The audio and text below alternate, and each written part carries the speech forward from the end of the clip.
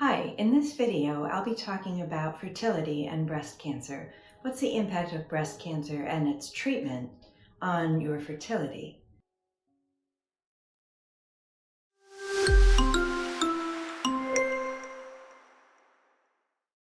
So if you have ovaries and you're receiving chemotherapy, in particular, chemotherapy can basically affect the cells that your ovaries are trying to produce.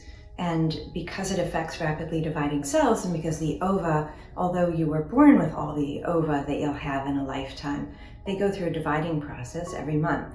And that makes them susceptible or vulnerable to the effects of chemotherapy. Some people can actually be sort of rushed into menopause through chemotherapy. We call that chemopause sometimes because it may or may not be reversible. We don't actually know. If you will be receiving chemotherapy and you still want to have children, or you think you may in the future, and you have ovaries, there are a few options. The first thing to do is to ask your oncologist before you receive chemotherapy to see a specialist in oncofertility. This is basically fertility preservation in people with cancer. So if you have ovaries, that's what I'm going to focus on today, and I'll say a little bit about sperm preservation as well. But if you have ovaries and will be getting chemotherapy and you think you may want to have children in the future with your own eggs, talk with your doctor first. Once we start chemotherapy, we don't like to stop it. And also, we really want to preserve your fertility before we start chemotherapy. You might say, well, isn't chemotherapy an emergency? Well, if chemotherapy is being recommended, it's usually the case that we don't have to start urgently. There are a few exceptions, but even then, an oncofertility specialist can see you and look at all your options. That's really what you want to know, is what are all my options for fertility preservation, or are there other ways I can have children in the future?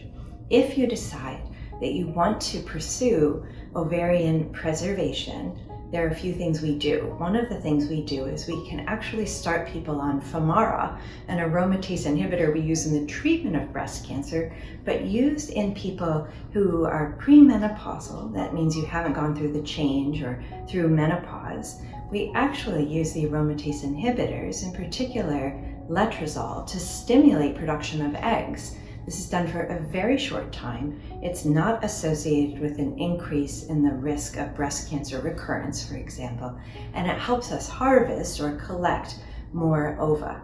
And then those can be saved for a later time, fertilized, and then you can pursue pregnancy in the future. If you're not able to produce more ova through being on an aromatase inhibitor, freezing part of the ovary can be done.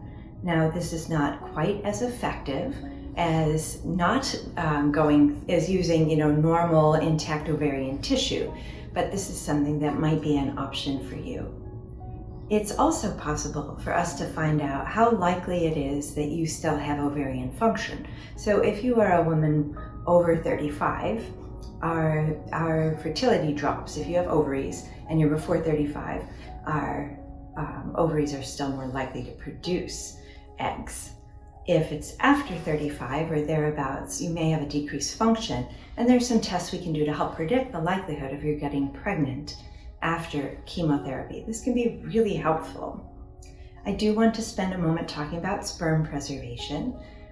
If you have sperm and you're going through chemotherapy, we recommend that you donate sperm, that you preserve sperm, they're frozen, and then later can be used. So if you're going through breast cancer treatment and you still have sperm function, and this is all the way up to about the age of 70, we can do sperm preservation as well. This applies really to all types of people with cancer. That sperm cryopreservation, because the sperm are frozen or made cold, that's the word cryo.